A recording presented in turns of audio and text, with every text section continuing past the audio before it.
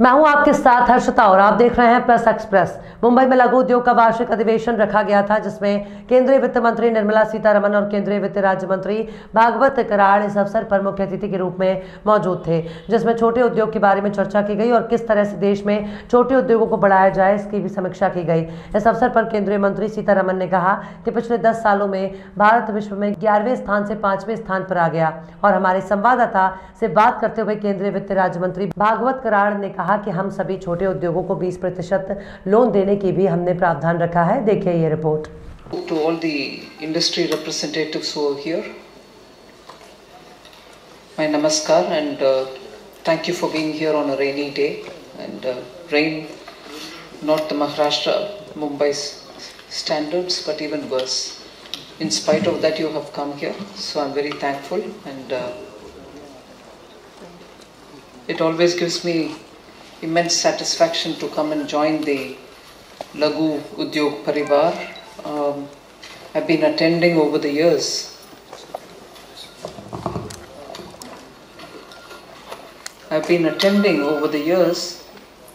Laghu Udyog Bharati's All India meets and also state-wise meets, Rajasthan, Karnataka and so on. So today I'm here on the invitation of the Maharashtra unit.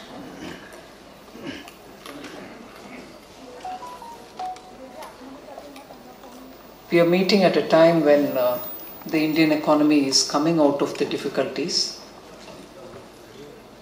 caused by COVID, caused subsequently by the global supply chain difficulties where raw materials were not moving easily as would it move normally, and subsequently again because of the Russia-Ukraine war. So, one after the other, we've never seen like this before in the recorded history of the world. One after the other, we are seeing a global scale disruption. Pandemic shut everybody down, no buying and selling, no export or imports. But after that, when the economy was trying to come out of it,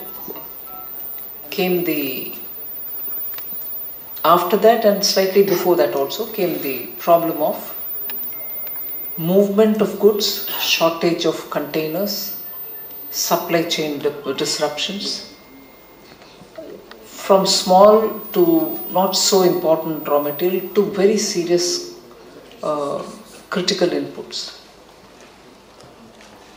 Then, as I said, when you thought you were getting out of that problem, you had the Russia-Ukraine war, which has brought in a sense of insecurity to the entire world on food grains, on crude, on fertilizers. So you've reached a stage where you've seen one after the other without a gap. You're not able to lift your head, not just India, the rest of the world.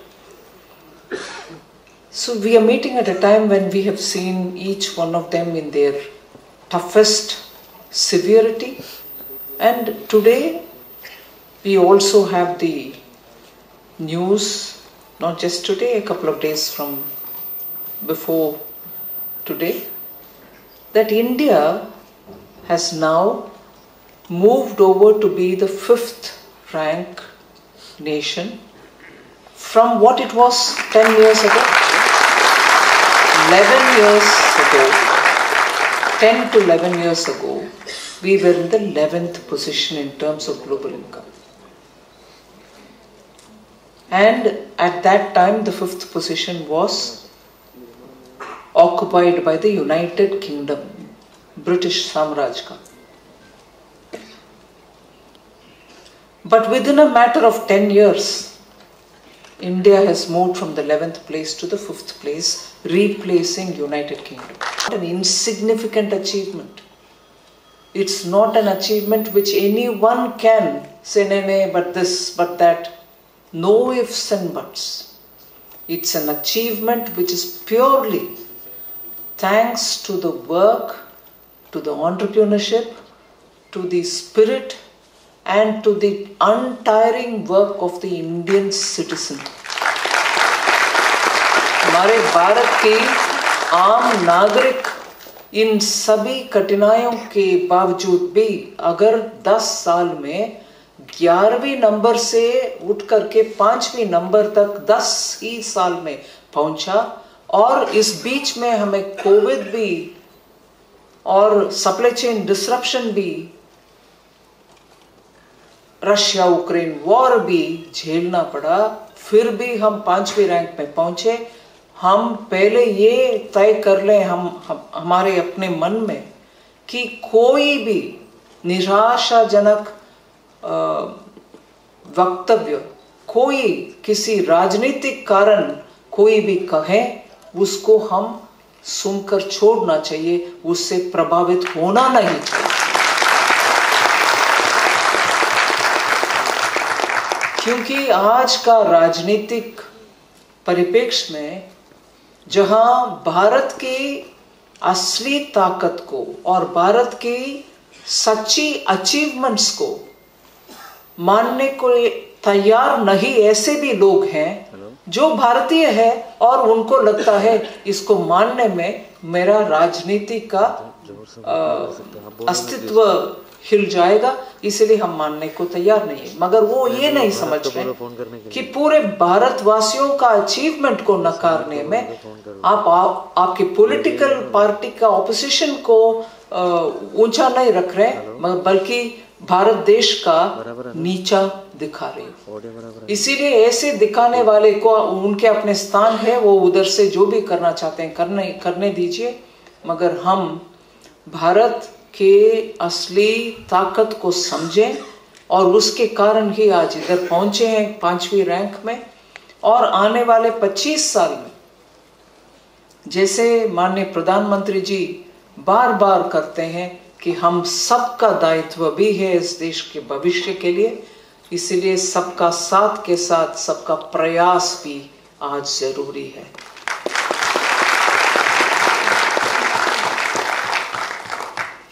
और इस बीच में Morgan Stanley का एक global report है, उसके द्वारा हमें ये भी उनके आंकड़ा है, वो उनका असेसमेंट बोल रहे हैं कि बाय 2030 मतलब 7-8 इयर्स के अंदर हम शायद 28% ऑफ एशियाज ग्रोथ में, पूरे दुनिया के ग्रोथ में एशिया के ग्रोथ, और उस एशिया के ग्रोथ में भारत का हिस्सा 28% तक होगा, और ग्लोबल ग्रोथ में हमारे हिस्सा 22% तक होगा।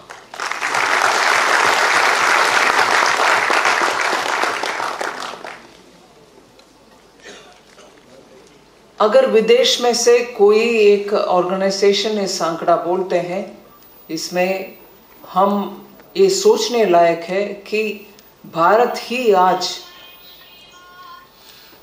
पूरे दुनिया में सब झेल रहे हैं प्रॉब्लम, यूक्रेन का, कोविड का, रिवाइवल का, सप्लाई चेन शॉर्टेज का, मगर भारत ही इन सब कठिनाइयों के झेलते हुए इसके बावजूद भी फास्टेस्ट ग्रोइंग इकोनॉमी है आज।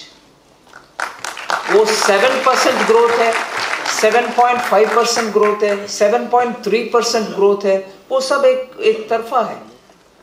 और IMF और वर्ल्ड बैंक भी दुनिया के ग्रोथ को बार बार रीअसेस करते रहते हैं 3 महीने में, 4 महीने में, और ग्लोबल ग्रोथ को असेसमेंट कम करते हैं, ज्यादा करते हैं, रिव्यू करते जाते हैं।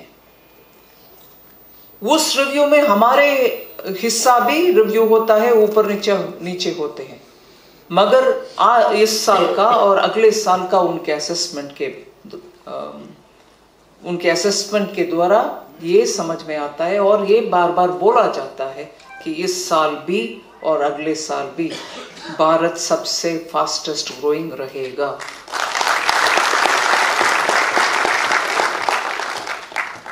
इसमें एक विषय हम हमारे अपने पॉलिसी और पॉलिसी मेकिंग के ऊपर ध्यान देना चाहिए। कोविड के समय हमें बार बार ये बोला जाता था कि पैसा और प्रिंट भी करो, खूब बंटवारा करो, जनता के हाथ में पैसा होना चाहिए, उनके हाथ में पैसा पहुंचाओ। हम इस सब को सुने, इन सब का उनके तरफ से वाद विवाद जो भी होता था वो सब भी सुने, मगर भारत के इकोनॉमी जिनके हाथ में सपोर्ट तुरंत जाना है, कौन सा सपोर्ट जाना है, कैसे जाना है, और उससे उनका क्या फर्क पड़ेगा, सिर्फ उनका नहीं, उनके इर्द गिर्द जितने भी लोग हैं उनसे काम लेते हैं, उनको काम देते हैं या उनके साथ काम करते हैं, इन सब को भी ध्यान में रखते हुए माननीय प्रधानमंत्री जी का ये था विषय कि जिनको मदद पहुंचना है हम पहुंचाएंगे, और एक गरीब भी एक रात को भी बिना खाए सोना नहीं चाहिए, वो भी हम मन में रखेंगे। और ऊपर से इस देश का बैकबोन जो समझा जाता है, रीढ़ की हड्डी, वो लघु उद्योग है और एमएसएमई है। इसीलिए उनको ऐसे उनके काम आने वाले स्कीम तैयार करो, उसके तहत उनको एक हेल्प, उनको मदद पहुंचाओ। इसलिए आत्मनिर्भर भारत के घोषणा के ही समय ही, जैसे 48 आवर्स के अंदर लॉकडाउन अनाउंस करने के 48 आवर्स के अंदर गरीब कल्याण अन्न योजना का घोषणा हुआ, और आज तक वो स्कीम कंटिन्यू हो रही है, जिसमें अनाज टोटली मुफ्त गरीब को पहुंचता है। उनके आमतौर पर जो रेशन मिलता है उसके ऊपर ये भी उनको मिलता है, मगर तुरंत बाद कंसल्ट करके, सभी इंडस्ट्रीज से बात करके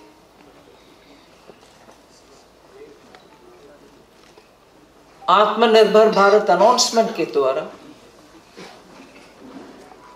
emergency credit liquidity guarantee scheme का घोषणा हुआ, जिसके द्वारा 3.5 लाख करोड़ का एमएसएमई के लिए स्कीम अनाउंस हुआ, और उसमें 99% सैंक्शन अमाउंट डिस्पर्स भी हुआ, उसमें सरकार की सॉवरेन गारंटी के द्वारा। इसलिए एमएसएमई का विषय में कोरोना से पहले ही सरकार के द्वारा बहुत सारे घोषणा हुआ, जैसे आप चाहते थे डेफिनेशन बदलना, on the phone in principle approval 60 minutes के अंदर देना, और उसके बाद धीरे धीरे से हर एमएसएमई सेक्टर का पॉलिसी को रिव्यू करके एमएसएमई मिनिस्ट्री के द्वारा भी सीजीटीएमएस स्कीम, जिसमें एनपीए हुए एमएसएमईस को भी मदद देने का एक स्कीम ले आए।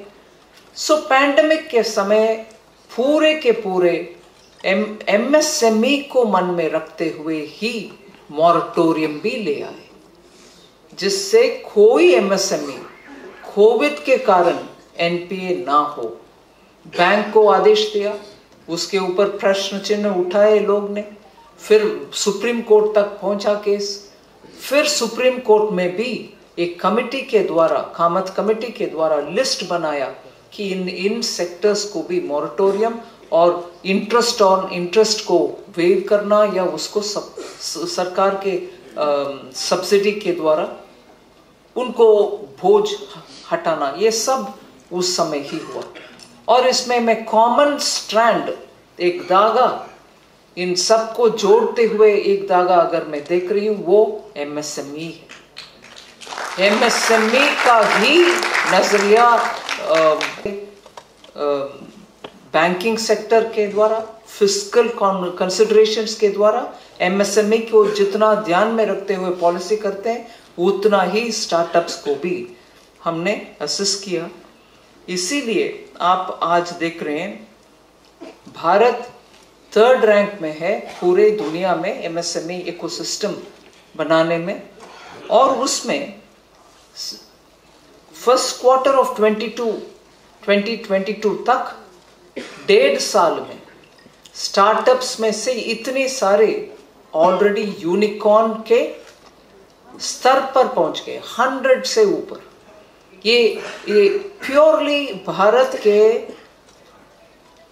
एंटरप्रेन्योरशिप का और वो एंटरप्राइज जो क्वालिटी हम हर एक के अंदर है, जिसको पिछले 60 साल में, नियरली 50-60 years में दबा कर रखा था, because of the way we treat our businesses, because we don't trust them, and because it was under the license quota Raj, which although was removed in 1991, धीरे धीरे उसका प्रभाव आने तक you saw MSMEs and other entrepreneurial citizens of India suffering for support from government.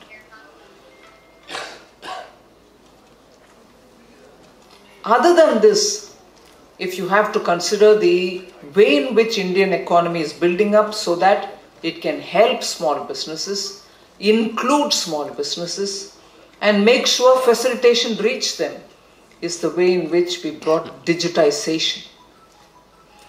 Digital entry or deepening digital access is the maximum in India compared to any other country. As a result, today what you couldn't have accessed earlier, you're able to access at the press of a button. That digitalization is what has brought in MSMEs to achieve maximum financial inclusion. And also today, even 2 days ago when I was talking to industry, I was very clearly requesting them that due payments in due time is what is the lifeline for MSME.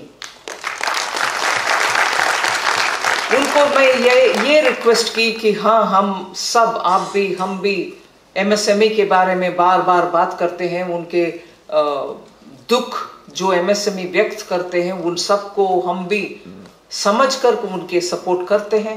सरकार हर कदम उठाती है इन दुख को हटाने के लिए, और उसमें एक बहुत ही इम्पोर्टेंट विषय, बार बार बहुत सारे मंत्रीगण भी उसमें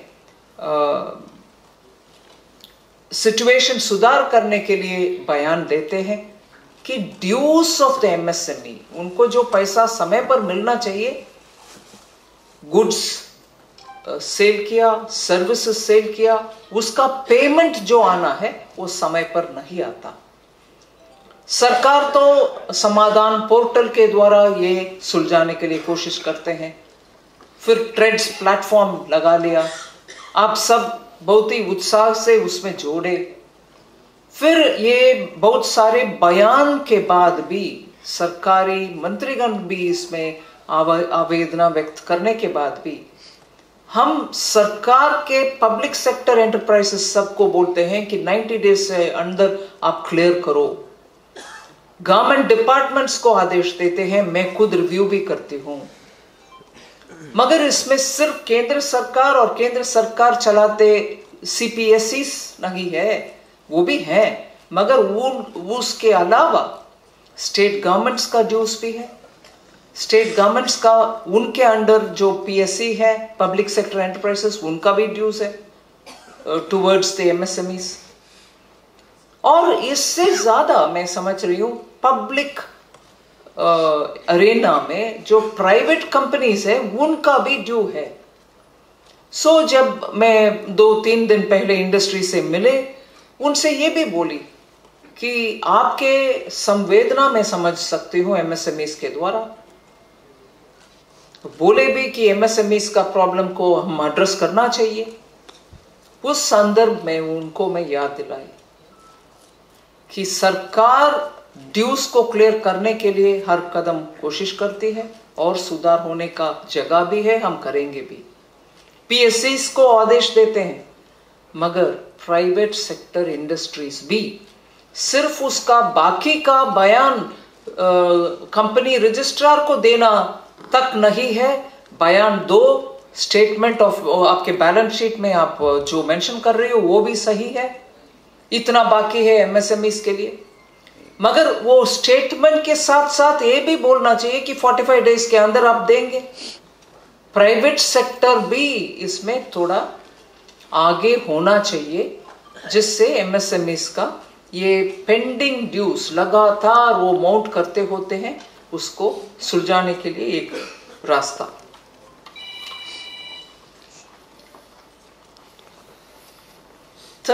जून दिस ईयर प्रधान सरकार 2014 से जो 2014 ऑनवर्ड्स टू टुडे बजट में 650% इंक्रीज हुआ है बजट में एमएसएमईज के लिए। वो 7-8 साल, पिछले 7-8 साल में 650% increase in budget for MSME. तो उस मीटिंग में प्रधानमंत्री जी एमएसएमई को, माइक्रो स्मॉल मीडियम एंटरप्राइजेस को दूसरे एक और डेफिनेशन दिए हैं, उसको आपके सामने मैं दोहराना चाहती हूं। MSME means maximum support to micro small and medium enterprises. वो मैक्सिमम सपोर्ट प्रधानमंत्री मोदी जी 2014 से आज तक और आने वाले अमृतकाल में भी देने वाले हैं, दिए हैं, आगे भी देंगे।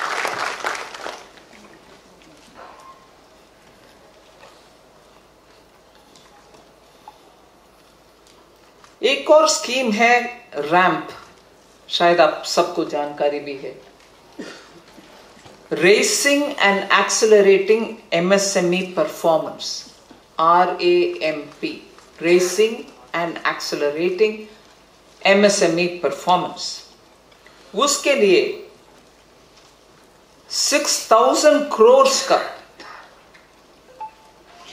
फर्स्ट टाइम एक्सपोर्टर्स के लिए उस स्कीम के द्वारा इंसेंटिव्स अनाउंस हुए हैं। इधर आने से पहले उधर बगल वाले कमरे में बैठ करके बात करने के समय हमारे ऑर्गेनाइजर्स के विषय में सब बात करते थे। उसमें एक्सपोर्ट के विषय में एमएसएमईज को समर्थन देने वाले एक इश्यू एक मेंबर ने उठाया। उसमें मैं याद दिलाना चाहती हूं, ये एमएसएमई इकोसिस्टम स्ट्रेंथन करने के लिए और फर्स्ट टाइम एमएसएमई एक्सपोर्टर्स को उपयोग में आने के लिए इस साल 22-23 से रैंप का स्कीम ले आए, जिसमें it is worth about 6,000 crore. आप सामने बैठे हैं माननीय Sardar ji, so you have the answer for the issue you raised.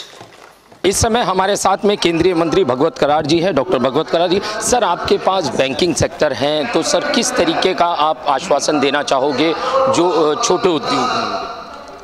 MSME का आज विले पार्ले में एक अच्छा कॉन्क्लेव हुआ और ये कॉन्क्लेव आयोजन करने वाले लघु भारती के पदाधिकारी अध्यक्ष महाराष्ट्र के माननीय रविंद्र जी वैद्य थे। इनके माध्यम से 850 से 900 लोग उद्योजक यहाँ आए हैं और बैंक क्षेत्र मेरे पास है।